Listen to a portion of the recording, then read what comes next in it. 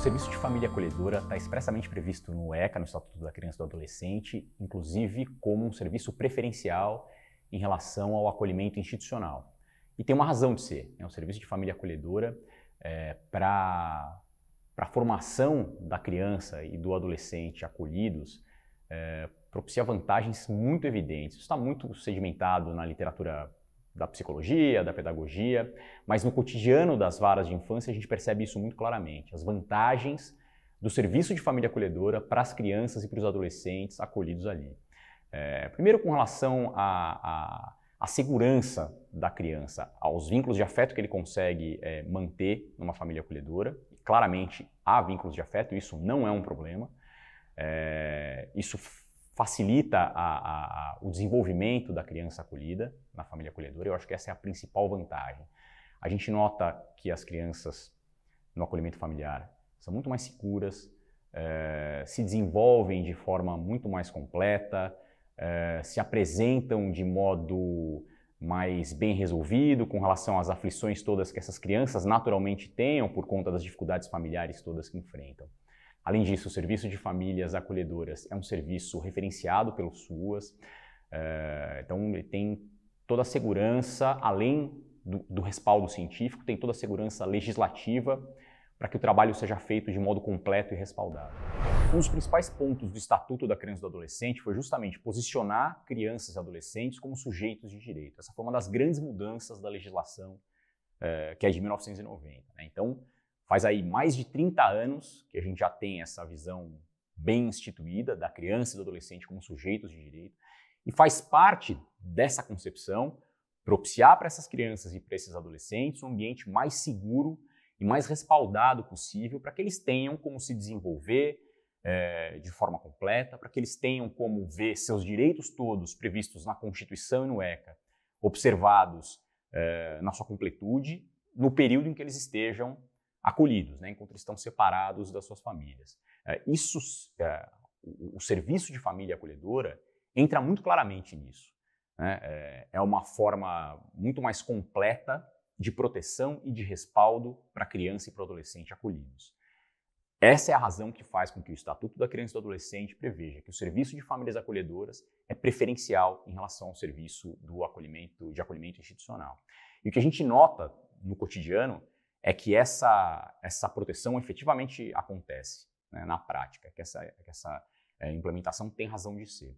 É claro que, eventualmente, pode haver alguma resistência inicial, especialmente nos locais em que o serviço venha a ser implementado, em que o serviço ainda não tenha sido iniciado.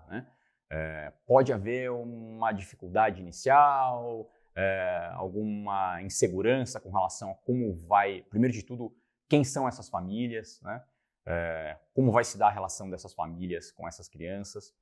Mas nos locais em que essa implementação já ocorreu, fica muito claro que essas inseguranças basicamente são as mesmas que existem com relação a um novo serviço de acolhimento institucional. Não há razão para que haja um receio maior com relação às famílias acolhedoras do que há com um novo serviço de acolhimento que chegue na cidade.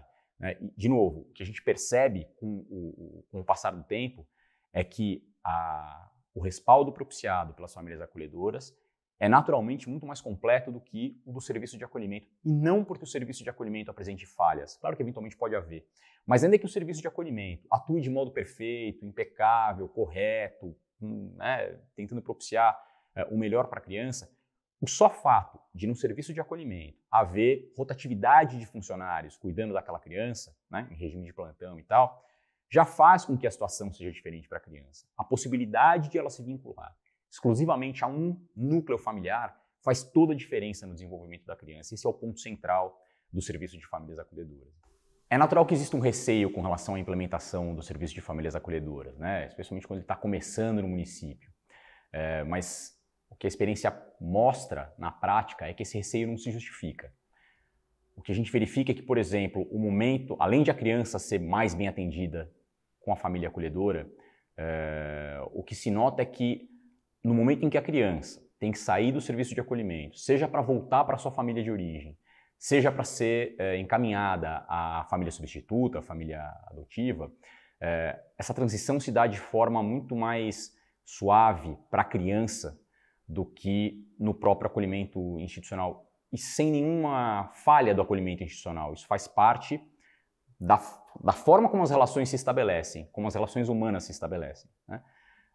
A criança se sentindo mais protegida e mais segura e mais resguardada, naturalmente acaba facilitando esse processo todo. E esse processo acaba sendo menos traumático para a criança, que ao fim e ao cabo é tudo o que importa para quem está no serviço, para quem é ator do sistema de proteção. Mas naturalmente a implementação do serviço de famílias acolhedoras, para ser bem feita, tem que ser cautelosa mesmo. A habilitação das famílias exige tempo, exige cuidado, e é assim que tem que ser, né? A ideia não é fazer tudo às pressas, só para dizer que conseguiu colocar todas as crianças em regime de acolhimento familiar.